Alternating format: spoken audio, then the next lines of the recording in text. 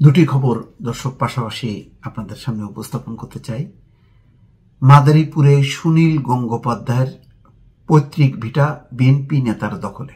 আরেকটি হচ্ছে বরগুনায় বীর মুক্তিযোদ্ধাকে হেনস্থার ঘটনায় ফেসবুক লাইভে এসে যা বললেন বিএনপি নেতার ছেলে। দুটি ঘটনাই বিএনপির জন্য ক্ষতিকর।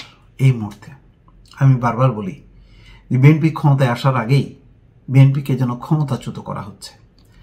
আবার আমি অন্য ভয় পাচ্ছি যে এই ঘটনাগুলো যে সামনে আনছি, আলোচনা করছি, তার জন্য আবার কিছু দিনের মধ্যেই আমার গায়ে না আবার তকমা লাগানো হয় যে আমি আওয়ামী লীগের দালাল। যেমন আওয়ামী লীগ ক্ষমতায় থাকতে যখন নাকি আমি আওয়ামী লীগের এই অন্যায় অত্যাচার দুঃশাসনের বিরুদ্ধে বক্তব্য রাখতাম, তখন বলা হতো আমি বিএনপির দালাল। এখন আমার মনে হচ্ছে আর কিছুদিনের মধ্যেই আমার গায়েও একটা তকমা পড়বে, আমি বিএনপির দালাল। ভালো, সেটা যদি পড়ে তাহলে বুঝবো যে আমি নিরপেক্ষ। এখন খবরে আসি। মাদারীপুরের ডাসার উপজেলায় বিএনপির এক নেতার বিরুদ্ধে প্রখ্যাত কবি ও ঔপন্যাসিক সুনীল গঙ্গোপাধ্যায়ের পৈতৃক ভিটা দখল করে নেওয়ার অভিযোগ উঠেছে। সেখানকার একটি ঘরে একাধিক বই, ছবি আর বা ভাঙচুর করে ফেলেন তিনি। পরে ওই ঘরে OMS এর চাল মজুত করা হয়। কত বড় দুঃখজনক।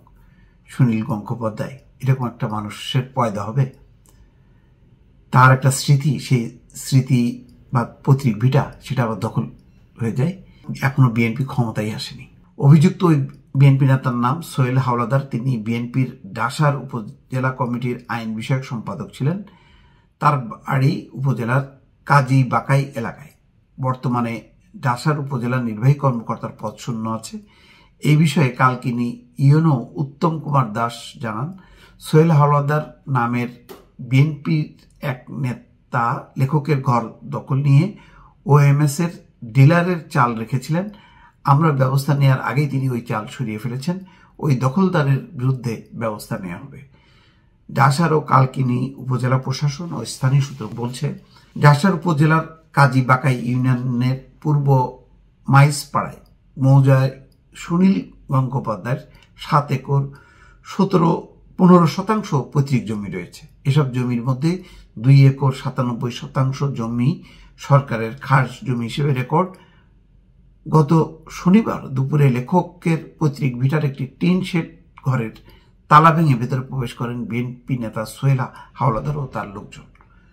পরে তারা লেখকের ব্যবহৃত সরঞ্জামাদি, বই, আসবাবপত্র, বঙ্গবন্ধু শেখ মুজিবুর রহমানের ছবি সহ একাধিক ছবি ভাঙচুর করেন। এরপর তারা ওই ঘরে OMS এর প্রায় 1 ট্রাক চাল রেখে নতুন তালা ঝুলিয়ে দেন। এছাড়া লেখকের বাড়ির সামনে জেলা প্রশাসক কর্তৃক লাগানো একটি সাইনবোর্ডও সরিয়ে ফেলা হয়। কত দুর্ভাগ্যজনক দর্শক। তো সোহেল হাওলাদারের মুঠোফোনে একাধিকবার যোগাযোগ করা হলো, কল ধরেনি। খুদে বার্তা পাঠিয়েও তার সাড়া পাওয়া যায়নি। মাদারীপুরের জেলা প্রশাসক মোহাম্মদ মারুফুর রশিদ খান বলছেন, সুনীল গঙ্গোপাধ্যায়ের পৈতৃক ভিটার তালা ভেঙে এক ব্যক্তি দখলে নেওয়ার খবর আমরা পেয়েছি। যারা এই কাজের সঙ্গে জড়িত তাদের বিরুদ্ধে ব্যবস্থা নিতে সংশ্লিষ্ট ইউএনও ও এসিল্যান্ডকে নির্দেশ দেওয়া হয়েছে। তারা লেখকের বাড়িটি দখলমুক্ত করে প্রয়োজনীয় পদক্ষেপ নেবে। এইটা নিন্দা জানানোর ভাষা নেই দর্শক। আর অন্যদিকে বরিশালের একটি ঘটনায় একটা ছেলের উদ্ধত্ত দেখে খুবই অবাক লাগছে।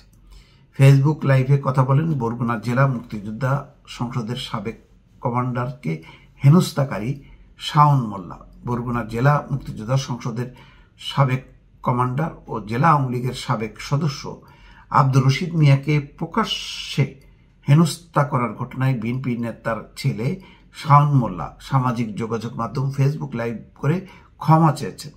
তবে বীর মুক্তিযোদ্ধাকে মারধর করে তিনি কোনো ভুল কাজ করেননি বলে উল্লেখ করেছেন। শাওন মোল্লা বরগুনা জেলা বিএনপির সাবেক সভাপতি মাহবুবুল আলম ওরফে ফারুক মোল্লার ছেলে ও কেন্দ্রীয় সহ শ্রম বিষয়ক সম্পাদক ফিরোজ উজ্জামানের চাচাতো ভাই। গতকাল রোববার রাত 12টার দিকে তিনি ফেসবুক লাইভে আসেন। এ সময় শাওন ও এই ঘটনায় তার আত্মপক্ষ সমর্থন করে বক্তব্য রাখেন।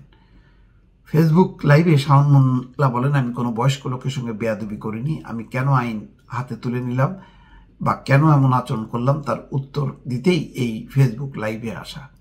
আব্দুর রশিদ আমার দলের নেত্রী বেগম খালেদা জিয়া, আমাদের নেতা তারেক রহমান, আরাফাত রহমান সম্পর্কে বিভিন্ন কুরুচিপূর্ণ মন্তব্য করেছেন। তাই শহীদ জিয়ার একজন সৈনিক হিসেবে আমি নিজেকে কন্ট্রোল করতে পারিনি। তাই বয়স বিবেচনায় একজনের গায়ে হাত তোলা যদি অন্যায় হয়, তবে আমি দেশবাসীর কাছে ক্ষমা চাই। তিনি ক্ষমা চাচ্ছেন, কিন্তু গায়ে হাত তোলাটা তিনি অন্যায় করেননি বলছেন। রোববার বেলা 11টার দিকে জেলা প্রশাসক কার্যালয়ের সামনে শাওন মোল্লা প্রকাশ্যে বরগুনা জেলা মুক্তিযোদ্ধা সংসদের সাবেক কমান্ডার ও জেলা আওয়ামী লীগের সাবেক সদস্য আব্দুর রশিদকে হেনস্থা করেন। এই হেনস্থার ভিডিও সামাজিক যোগাযোগ মাধ্যম ফেসবুকে ছড়িয়ে পড়ে। দর্শক, এই হচ্ছে অবস্থা। এখন আপনারা কি বলবেন? এই ঘটনাগুলো প্রতিদিন গণমাধ্যমে আসছে। এগুলো দলকে কি ক্ষতিগ্রস্ত করছে না? দলের নেতাকর্মী, আপনারা নিজেরাই বিবেচনা করুন। ভালো থাকবেন। আল্লাহ হাফেজ।